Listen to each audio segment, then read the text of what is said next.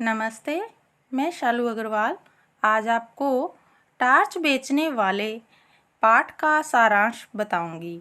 इस पाठ के लेखक हैं हरिशंकर परसाई।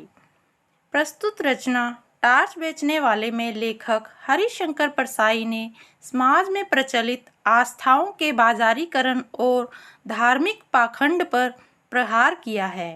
लेखक की मुलाकात एक ऐसे व्यक्ति से होती है जो पहले शहर के चौराहे पर टार्च बेचा करता था। उसके हुलिये को देखकर लेखक को लगा कि शायद उसने संन्यास ग्रहण कर लिया हो, क्योंकि उसने अपनी दाढ़ी बढ़ा ली थी। पूछने पर उसने बताया कि वह अब टार्च बेचने का काम नहीं करता, क्योंकि उसकी आत्मा का प्रकाश जल चुका है। एक घटना ने उसका जीवन बदल दिया है। उसने बताया कि 5 साल पहले पैसे कमाने के लिए वो और उसका दोस्त अलग अलग चल पड़े थे। वह अपनी आवश्यकताओं को पूरा करने के लिए सूरज छाप टार्च बेचने लगा। वह लोगों को रात के अंधेरे का डर दिखाकर शहर के चौराहे पर टार्च बेचा करता था, जिससे लोग अधिक टार्च खरीदे। 5 साल बाद वायदे के मुताबिक वह अपने दोस्त से मिलने उसी जगह पहुंचा जहां से वे अलग हुए थे, लेकिन वह नहीं मिला तो वह अपने दोस्त को ढूंढने के लिए चल पड़ा। शाम को जब वह शहर के सड़क पर चल रहा था तो उसने एक भव्य पुरुष को मंच पर प्रवचन देते हुए सुना। मैदान में हजारों लोग श्रद्धा से सिर झुकाए उसकी बातों को सुन रहे थे। वह लोगों के आत्मा के अंधेरे को दूर करने के तरीके समझा रहा था। उस आदमी की वेशभूषा साधुओं की तरह थी, जिसके कारण वह उसे पहचान नहीं पाया। वह अपना प्रवचन पूरा करके मंच से उतरकर जैसे ही अपनी गाड़ी की तरफ बढ़ा तो उसने टार्च बेचने वाले को देखते ही पहचान लिया। दोनों दोस्त 5 साल बाद मिल रहे थे। पहला दोस्त रात के अंधेरे को दूर करने के लिए टार्च बेचकर और दूसरा दोस्त आत्मा के अंधेरे को दूर करने के लिए उपदेश देने वाला धर्माचार्य बनकर पैसे कमा रहा था।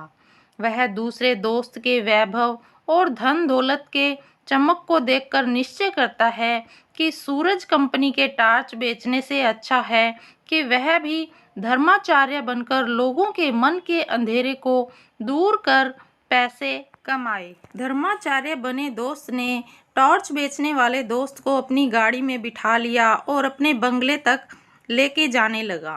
बंगले तक जाने में कोई रास्ते में बातचीत भी नहीं की। वह कहने लगा कि बंगले पर जाकर ही ज्ञान चर्चा होगी।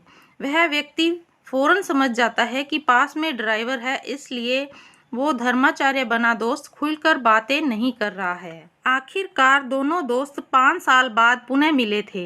एक दोस्त रात के अंधेरे को दूर करने के लिए टार्च बेचने का काम करता था, तो दूसरा दोस्त आत्मा के अंधेरे को दूर करने के लिए उपदेश देने वाला साधु संत बनने का काम करता था। परंतु दोनों का मकसद पैसा कमाना ही था। लेखक से उस व्यक्ति ने कहा कि उसने भी दूसरे दोस्त के वैभव और धन दौलत की चमक की तरफ आकर्षित होकर यह निश्चित किया है कि सूरज कंपनी के टार्च बेचने से अच्छा है वह भी धर्माचार्य या गुरु या साधु संत बनकर लोगों के मन के अंधेरे को दूर करके पैसे कमाएगा। लेखक ने बड़ी ही चतुराई से टार्च बेचने वाले दो दोस्तों के माध्यम से यह बताया है कि आखिर किस प्रकार संतों की वेशभूषा धारण करके आत्मा के अंधेरे को दूर करने वाली टार्च बेचकर समाज में लोग अपना धाक जमाकर बैठे हैं। अतः वह व्यक्ति लेखक को यह बताता है कि अब वह टार्च तो बेचेगा, लेकिन रात के अंधेरे को दूर करने वाला नहीं, बल्कि आत्मा के अंधेरे को दूर करने वाला टार्च बेचेगा। बस वह टार्च बेचने की कंपनी बदल देगा। इस प्रकार इस पाठ में लेखक ने यह बताया है कि किस प्रकार संतों की वेशभूषा धारण करके आत्मा के अंधेरे को दूर करने वाली टार्च बेचकर समाज में लोग अपनी पैंठ जमाए हुए हैं और दूसरे भी इस लाभप्रद धंधे को देखकर यही काम करने के लिए प्रेरित होते हैं। इसी के साथ ही इस पाठ का सारांश समाप्त होता है। आपको ये वीडियो कैसी लगी कमेंट करके अवश्य बताइएगा। अगर आपको ये वीडियो अच्छी लगी तो इसे लाइक कीजिएगा, शेयर कीजिएगा और मेरे चैनल को सब्सक्राइब करना ना भूलिएगा और पास में लगे बेल आइकन को भी दबा दें ताकि मेरी आने वाली सभी वीडियोस की नोटिफिकेशन आपको मिल जाए। धन्यवाद।